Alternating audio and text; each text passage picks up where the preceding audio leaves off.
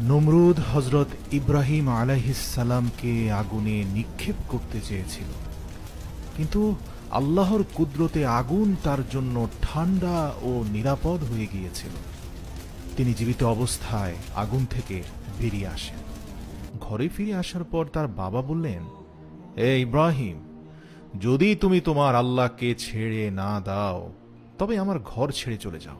তিনি ঘর বাড়ি ছেড়ে বেরিয়ে পড়লেন, চলে গেলেন মিশরের দিকে।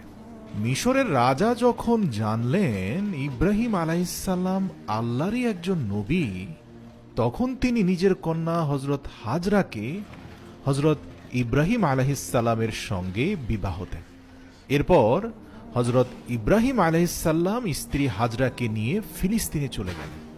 সেখানেই তারা স্থায়ীভাবে বসবাস শুরু করেন। ইব্রাহিম আলাইহিসসালামের কোনো সন্তান ছিল না। তিনি দিনরাত দোয়া করতেন, হে আল্লাহ, আমাকে একটি ভালো পুত্র সন্তান দান করুন। অনেক বছর পার হয়ে গেলেও সন্তান আসেনি। সময় কেটে যাচ্ছিল, ইব্রাহিম আলাইহিসসালাম বৃদ্ধ হচ্ছিলেন, তবু তার অন্তরে ছিল আশার প্রদীপ। 84 বছর বয়সেও তিনি দোয়াই করে যাচ্ছিলেন, বারবার বলছিলেন, হে আমার রব, আমি এখনো তোমার করুণা থেকে নিরাশ হইনি। তুমি আমাকে বার্ধক্যে একটি সম্ভ্রান্ত সন্তান দান করো। অবশেষে আল্লাহ তার দোয়া কবুল করলেন। 84 বছর পর হযরত ইব্রাহিম আলাইহিসসালামকে একটি পুত্র সন্তান দান করলেন মহান আল্লাহ।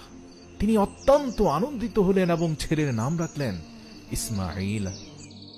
সে সন্তানকে তিনি বুকের কাছে জড়িয়ে রাখতেন, চুমু খেতেন, কাঁধে তুলে নিয়ে বাজারে ঘুরে বেড়াতেন, তার সঙ্গে খেলতেন, আড্ডা দিতেন, আরো কত কি।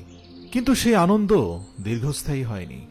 সন্তানের জন্মের 1 সপ্তাহ পার হয়নি, তখনই হযরত জিবরাইল আলাইহিসসালাম আসমান থেকে এসে বললেন, হে আল্লাহর নবী, আল্লাহর নির্দেশ, আপনি আপনার স্ত্রী ও সন্তানকে নিজের থেকে আলাদা করুন। ইব্রাহিম আলাইহিসসালাম আতঙ্কিত হয়ে জিজ্ঞেস করলেন, হে জিবরাইল, আমি কোথায় নিয়ে যাব আমার স্ত্রী ও শিশুকে? তিনি বললেন, আল্লাহ যেদিকে নির্দেশ দেবেন সেদিকেই তাদের নিয়ে যাবেন।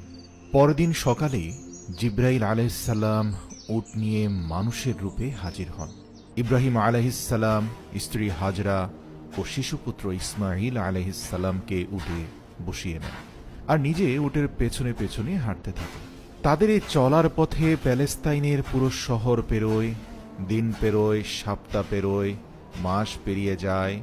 জিবরাইল আলাইহিসসালাম ঠিক সেই জায়গায় পৌঁছান বর্তমানে যেখানে কাবা